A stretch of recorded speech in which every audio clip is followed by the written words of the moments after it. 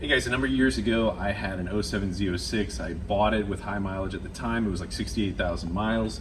And I was dead set that I absolutely had to put a clutch in it because I was going to put all this power to it. Turns out we actually learned a number of different things that will really help prolong the life of your clutch, and we're going to share them with you today. I ended up selling the car with 90,000 miles, still had the stock clutch, and it made over 100 horsepower more than when I got it.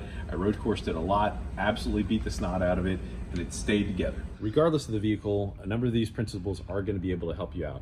Clutch debris and contamination is one of the biggest causes of problems, and also heat. So we're going to show you a couple different things on how to be able to address that. Our example car here is an 07 Corvette Z06, and this has a hydraulic clutch. So if we look down in here, the clutch line actually is in very close proximity to the stock exhaust manifold and cap for this example. It has a little bit of insulation right now, and you may want to add a little bit more, especially the hydraulic system. Oftentimes that fluid will boil, and plus if you're launching it a whole bunch, you're going to generate a lot more heat here, and that is going to be more likely to boil it towards right where the slave is. So as you use the clutch, you consume it. And where does the debris go? Well, it actually gets flung around up in here. And the more RPM that you launch it at, let's just say you're launching at the track, it is going to create more friction, and as a result it's going to fling more debris around. The debris actually gets impregnated into the slave and thus contaminates the line. So one of the first things that we want to do is we want to bleed the line.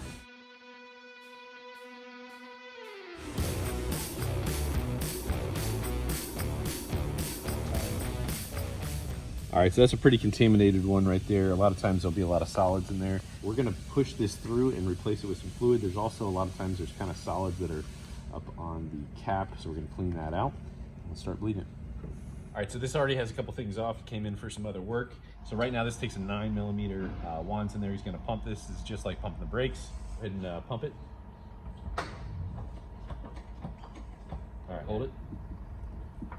All right, so that's going to go to the floor. You're going to pump it, fill it back up, and then we're going to repeat that process a number of times. All right, so after we've gone through a bit of this, you'll notice the fluid starts to get a lot clearer and a lot cleaner. All right, so the next thing that we're gonna do is on the front side of the bell housing, we have these two plastic panels that are actually keeping air from going through the front side right there. So right here next to the starter, and on the other side right here, we're gonna remove those and be able to get a lot more airflow through the front side. At well over 100 miles an hour, you'll be able to get a lot more airflow through there, and that should be able to help keep that thing clean.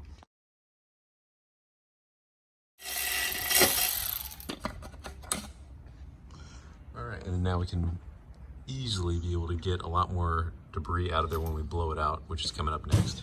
So now that we get the front side open, we have air can be able to cross through. Not only does it have an exhaust, we now have an intake for it. This spinning around actually creates a high and low pressure, and it does fling everything around. But a lot of times there's vehicles that don't have an exhaust side there. We've actually cut openings into that and helped extend the life of some of the clutches with that. What we have here is this a wand style blower right here. So this one's actually pretty custom, but you can get a lot of cheaper ones over at your local auto parts store, and it kind of goes off and it has this little 45-degree angle deal here. We're gonna blow this off. This is stuff that you definitely don't want to breathe, so we're gonna have a fan running. You'll see there should be quite a bit of dirt and debris that gets out of this thing.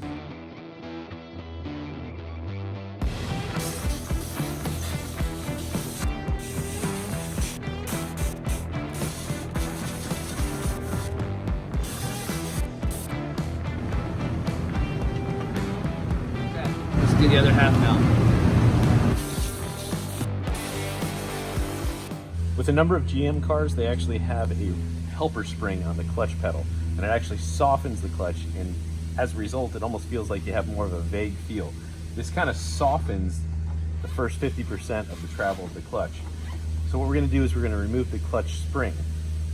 It actually gives you a better positive feel, and it does stiffen the pedal just a little bit. It gives you a little bit better feel for the actual engagement of the clutch. If you're drag racing a lot, that is really, really important. So next we're gonna put a return spring in, but first let's pull this clutch spring.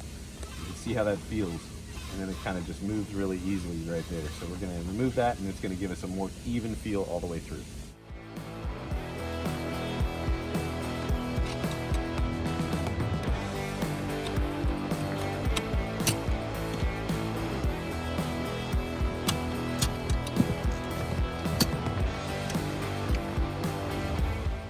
So once we've removed this spring, a lot of the problem with what these have is typically that the clutch pedal will stick to the floor. Once this is removed, the pedal will come back more firm and thus be less likely to stick to the floor. All right, Juan, I want you to feel it. Give me your honest opinion of what that feels like, because you just pumped the hell out of it a whole bunch of times. Yeah. Oh, it does feel like an aftermarket clutch. Definitely a little tighter, but it gives you a more even feel rather than that kind of like hard and then soft. Yeah, you can actually feel it disengage and actually feel that whole input that you were talking about. Cool. Well, I learned something new today. We've talked to a number of different clutch engineers, and any further travel than necessary to depress the clutch has springs in it. So basically you're overrunning and overusing the spring. All right, fellas, this guy right here has a little pad, and that actually touches the clutch position switch right there. And so it's telling it if it is clutch is pressed. And what we're trying to do is, this is a clutch stop. So this is a really quick, easy thing that we made out of a freeze plug and a bolt and jam nuts right there. So what we do is we put a hole right through here that goes right there and pushes against that. And I mean, even if we take out, say, 20 to 30% of the overall travel, we have to feel this out. This is an individual thing per car, finding out where that pedal engages to. So on this car, you know, it may be something like that. So we can take our clutch stop and adjust that all the way down to where it happens to be at the sweet spot right there. We minimize our travel to where we still are able to disengage and engage the clutch, and that should also help prolong the life of the clutch.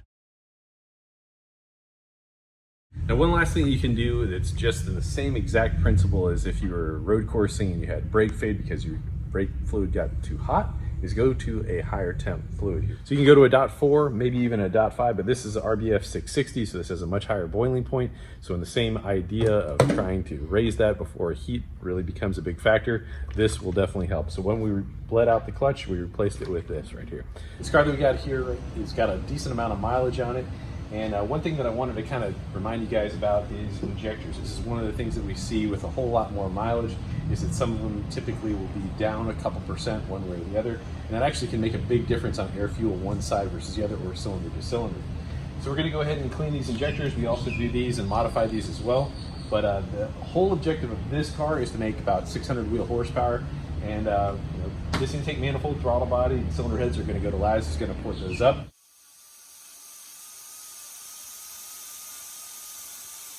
We were doing a lot of modified fuel injectors. These are 850cc injectors. We use these in a whole lot of builds. LSA stuff, anything supercharged. We even use these on some naturally aspirated applications with the 85. These injectors are capable of 1,000 wheel horsepower if you have enough fuel pump behind it. Here's some other truck injectors that we've done, and these are 72 pound-an-hour injectors. These are like 750cc's. We can make probably about 750 wheel horsepower on a very decent fuel pump on these. Awesome injector for a turbo, junkyard build. These are $600 retail. Purchase this and you mention this video, we would give you $100 off. That would be $500 plus shipping. These injectors right here are normally $350, $300 plus shipping. We are reliant on you guys in order to help us fund this project. Everything's gotten a lot more expensive, but we got some pretty awesome parts that we can help you guys make a bunch of horsepower with. So if you guys got a late model Camaro or a late model Corvette, we port these. They average about 10 wheel horsepower. Awesome upgrade to the vehicle. We also have other throttle bodies for other applications, make a lot more throttle response and make a little bit more bottom end mid-range grunt out of it. So thank you very much for your support. We've been doing Fasterproms Tuning School, and that's for Gen 3, Gen 4 LS using HB tuners. And we have beginner and intermediate classes available. And they're going to be filling up. In our tuning school, we cover with the editor on how to modify tunes from a startup standpoint. We cover injectors, transmission tuning, gear ratio changes, how to set a base tune for a supercharger, turbocharger, nitrous, and so on and so forth. We cover everything from the basics all the way up into some very advanced concepts, because troubleshooting is something that you're going to need day in and day out with tuning. We have over 24 years of experience, and we can help really condense a lot of that information to a very short amount of time. So Fasterproms Tuning School class is 2 days, and that is 8 hours per day, and we cover everything, all sorts of things to be able to help you get equipped in order to start tuning vehicles, whether it be for your own or doing this commercially. We have a lot of information, plus we have a bin library that we share all sorts of our files that we've used on dyno-tuned vehicles in order to set this up for your success. If you guys are interested in taking this class, please contact Jeremy at fasterproms.net. Well, guys, I wanted to say thank you very much for watching this video. If you have a buddy that needs some help with something like this, help share the video. Definitely help get the word out. This stuff really does help, really does work. There's many other things that we offer at Fasterproms. We can do mail order tuning, both with Holly and HB tuners. My email is in the description, as well as my number. We send email tunes all over the world, and generally can help you out with just about anything that's thrown at us. We're located in the Tampa Bay area, actually in Clearwater, and we have a dyno here, so if you guys have not seen any of our other videos, do check out some of our old videos. We got a ton of great content, fairly clean and family friendly. I almost forgot, actually, I have a podcast coming up with Cooper. Just kind of get to see a little bit of side of me that I don't normally let out, I guess. But I hope you guys tune in for that. That's going to be coming out in the next couple of days. I think it's something that we touched on in the podcast a little bit, but it's kind of the fact that regardless of whatever is going on, but God can turn anything absolutely around. And regardless of what's going on in this nation, we still have time to repent. Let that marinate as it will. Wanted to share a song with you guys. There's something, I've discovered this band called Iyaterra. That's Iyaterra. Absolutely awesome sound. Really, really near and dear to my heart. Check out this song called Ease and Grace. It is freaking awesome. They also have another song called Wiser Now off that same album. It just, man, it hits good. God bless you guys. Thank you so very much for watching. We'll see you in the next episode.